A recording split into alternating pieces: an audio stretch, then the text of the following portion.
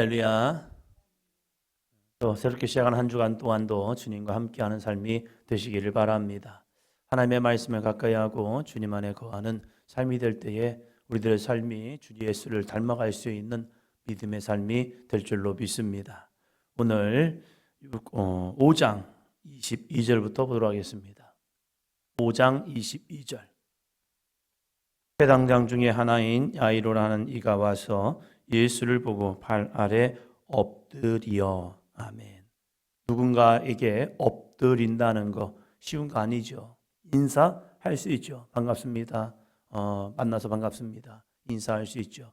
그러나 그 누군가에게 나의 삶을 내려놓고 엎드린다는 거 정말 쉬운 일은 아닙니다. 절대적인 존재든지 굉장히 높은 사람에게만 엎드릴 수 있죠. 그러나 예수님을 한번 생각해 보십시오. 예수님은 그 당시에 어쩌면 순례 전도자입니다. 순례 전도자라는 것은 행색이 초라합니다. 마치 우리로 말하면 선교단체에서 말하는 거지 순례, 우리로 말하면 예전에 말하면 무전여행, 이런 모습들.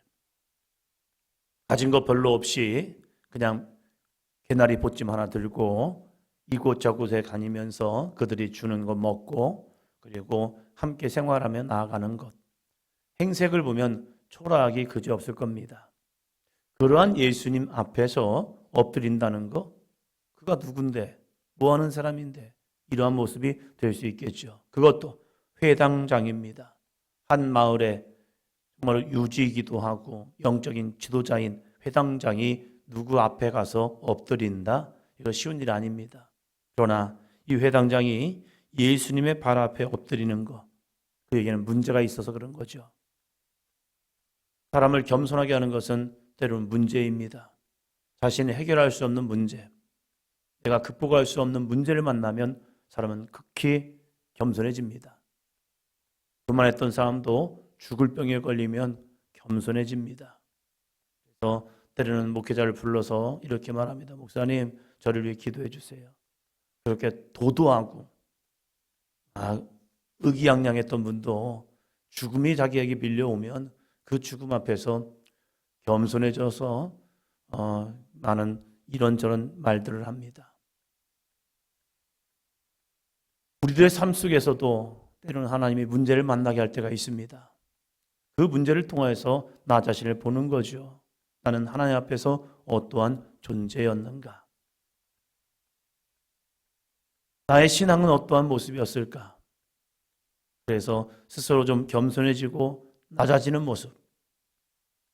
사도 바울의 육적 가시는 영적 겸손을 만들어냅니다. 많은 사람들 앞에서 복음을 전하고 귀신을 내어쫓고 병든 자를 고치면서 나아갈 때에 이 사도 바울의 마음속에는 왜 교만이 안 오겠습니까? 사도 바울도 사람입니다. 누군가 나를 칭찬해주고 누군가 나를 높여주면 자신도 모르게 교만이라는 것이 슬슬 올라옵니다. 사람의 이야기보다 더 무서운 것은 사단의 부추김입니다. 사단이 우리의 마음속에 얼마나 많은 부추김을 주는데요. 야, 너 잘했어. 너 잘했어. 너 잘났어. 너 진짜 훌륭해. 와, 이거 누가 하겠니?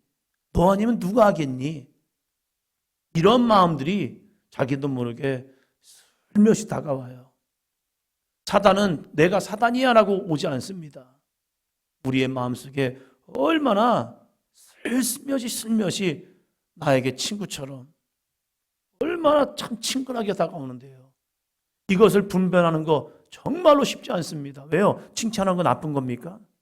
칭찬은 좋은 거예요. 그런데 그 좋은 칭찬 속에 교만이라는 싹을 집어넣고 우리를 미혹하거든요. 너 없으면 안 돼. 좋은 말 아닙니까? 그런데 그 마음속에 교만을 싹트게 한단 말이에요. 회당장도 귀한 사역을 감당하는 이들입니다. 근데 어느 순간부터 회당장이라는 것이 사역에 감당하는 주체가 되는 반면에 이것이 그들의 교만이 돼요. 내가 이 지역에, 내가 이 마을에 회당장이야. 어저께 우리 교회도 당회를 통해서 직분자들이 세워졌죠. 나도 모르게 오는 이 교만들 끝까지 싸워야 합니다. 초심을 잃어버리면 어쩌면 우리의 믿음이 죽은 거나 똑같은 거예요. 목사인 저도 마찬가지이죠. 목회자 처음 목사 안수 받기 위해서 준비 기도하고 그러면서 마음속에 끊임없이 밀려오는 것은 내가 목사가 되는 게 맞은 것일까? 담임 목회 사역을 쭉 하고 나서 하면서 겪는 자신만의 이 갈등, 내가 목회자의 길을 잘 갈 수 있을까? 그래서 목사들 이제 교육을 할 때, 전도사 교육을 할 때, 마지막 교육을 할 때 목사님들 이렇게 말합니다. 여러분, 한번 목사 안수 받으면 그걸 벗어날 수가 없습니다. 그만둘 사람들은 미리 그만두라고. 지금이 기회라고 하면서 그것이 그만두라고 하는 것이 아니라 주님을 붙들으라는 마음으로 그 말씀을 해주셔요. 십자가를 진다는 것이 정말 어떠한 어려움이 있는 것일까? 담임 목회를 통하여서 많은 갈등을 하고 자신의 연약함을 쭉 깨달으면서 내가 이 길을 가는 거 맞는 거니까 문제를 만나면서 자신의 모습을 되돌아보면서 내가 얼마나 부족한가를 깨닫게 되는 거거든요. 그래서 우리 감리교회는 예전에는 담임 목회를 다 시키고 목사 안수를 줬거든요. 시골에서 조그마한 교회, 도시에서 개척교회, 아무도 없는 교회에서 무더니에 쓰는 모습을 통하여서 스스로 이 광야 같은 삶을 지나오면서 생활비도 없어가지고 자녀들 이 우유 살 돈도 없고 정말 어쩌면 가장 빈궁한 삶, 처자식은 있어가지고 그 처자식을 정말로 가장으로서 먹여 살려야 하는데 그런 것도 좀 되지 않는 모습들, 그러한 모습을 겪어가면서 내가 이 목회자의 길을 가는 것인가, 맞는 것인가 하면서 갈등하는 모습들. 회당장이 영적인 교자로서 나가지만 그에게는 어린 딸이 죽게 된 모습들. 그러한 모습 속에서 예수님을 향해 엎드린다는 거 정말로 어려운 상황인데 그는 엎드립니다. 그리고 예수님을 모시고 갑니다. 모시고 가는 길에 이런저런 사건이 있음을 통해서 또 들려오는 이야기가 있죠. 그 이야기가 무엇입니까? 우리가 너무 잘 알듯이 딸이 죽었다는 겁니다. 사실이 들려왔잖아요. 그 사실이 들려온 모습 속에서 우리는 선택을 해야 합니다. 사실을 진리로 받을 것이냐 아니면 예수님의 말씀을 진리로 받을 것이냐.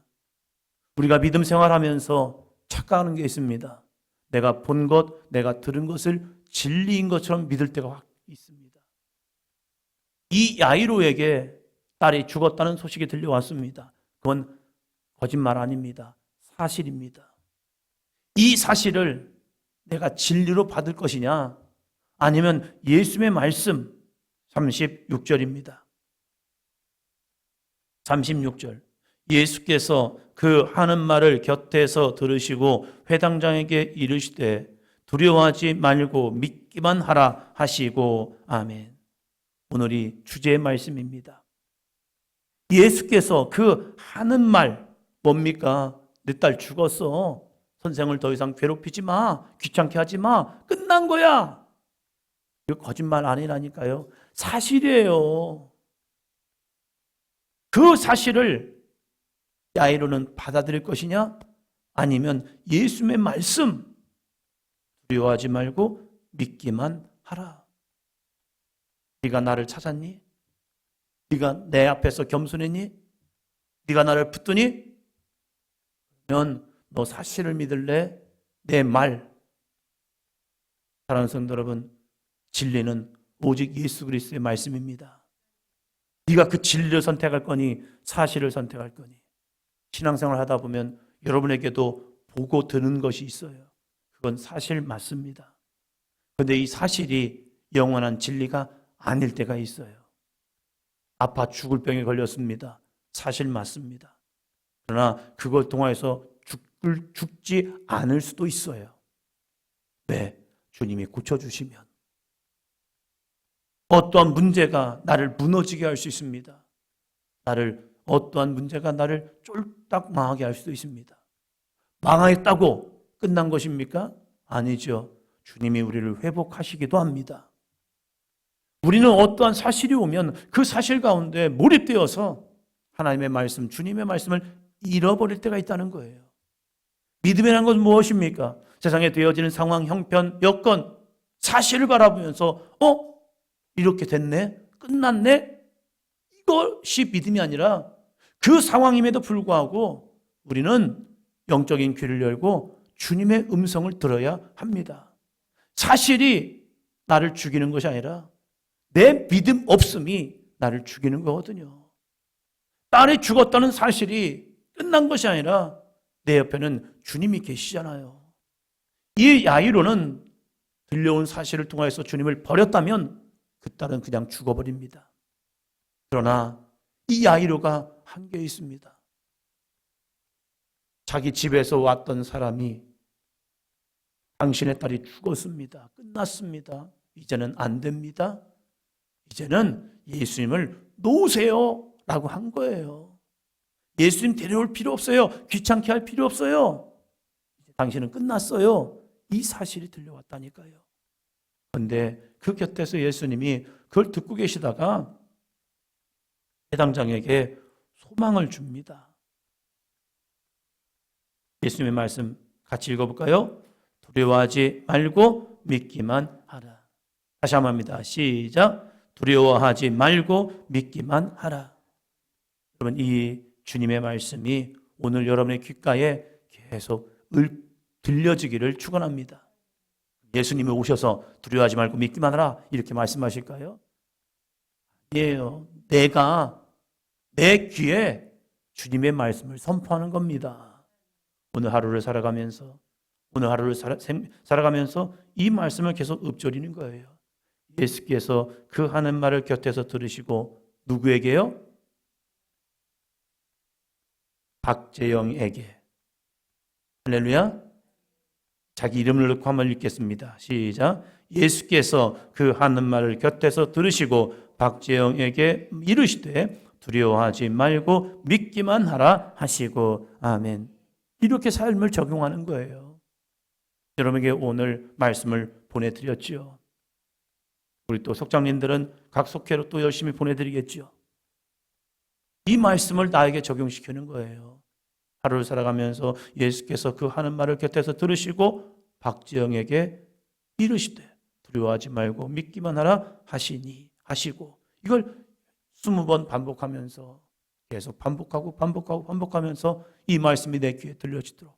왜요? 우리는 사실을 믿고 가는 사람들이 아니라 진리의 말씀, 예수 그리스도의 말씀을 먹고 사는 우리 믿음의 사람이기 때문입니다. 이 회당장이 선택의 기로에 있죠. 들려온 사실을 믿을 거냐 아니면 예수님의 말씀을 믿을 거냐. 회당장이 놀라운 선택을 합니다. 회당장이 놀라운 선택을 해요. 38절이요. 회당장의 집에 함께 가서 떠드는 것과 사람이 울며 심히 통곡함을 보시고 이 모습을 봤을 때 얼마나 마음이 무너졌을까. 저는 이 모습에 회당장이라면 다리에 힘이 빠졌을 것 같아요. 왜요? 외동딸, 사랑하는 딸, 12살 된 그 어린 딸이 죽어버렸잖아요. 이걸 아빠로서 경험한다는 거 너무 힘들고 버겁지 않겠습니까? 도대체 무슨 일이야? 에이, 끝났어. 하면서 주저앉을 수도 있는데 옆에 계신 주님의 그 말씀 두려워하지 말고 믿기만 하라. 그래서 그 주님과 함께 갑니다. 그런데 그것이 더 선명하게 다가옵니다. 정말로일까? 진짜일까? 이 마음을 가지고 집에까지 왔을 수도 있잖아요. 근데 집에 와보니까 진짜인 거예요. 그럴 때 얼마나 낙심이 될까? 그렇지만 이 회당장은 그 낙심으로 끝나는 것이 아니라 주님을 붙듭니다. 그리고 주님과 함께 들어갑니다. 그 주님이 하시는 일을 봅니다. 소녀에게 말합니다. 달리다꿈. 내가 내게 말하니 소녀야 일어나라. 뭐 하시는 거예요 지금? 끝났잖아요. 이렇게 하지 아니하고 그 주님의 말씀에 그저 순종하는 이 회당장의 믿음. 사랑하는 성도 여러분, 내 눈에 보여졌다고, 내 귀에 들려졌다고, 내가 느껴졌다고 끝난 게 아니에요. 우리는 주님의 말씀을 붙드는 겁니다. 예수님의 말씀 듣고 두려워하지 말고 믿기만 하라. 오늘 이 말씀이 여러분을 살리는 귀한 능력의 말씀이 되기를 축원합니다.